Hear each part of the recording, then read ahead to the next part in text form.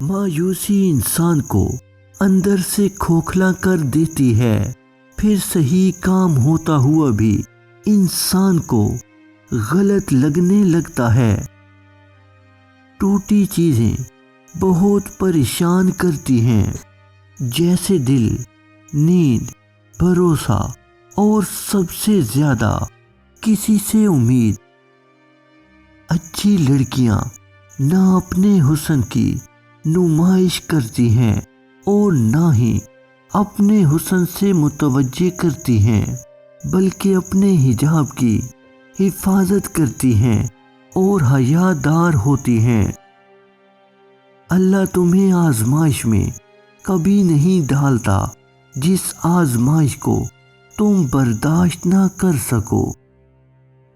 दौलत एक ऐसी तितली है जिसे पकड़ते पकड़ते आदमी अपनों से बहुत दूर निकल जाता है।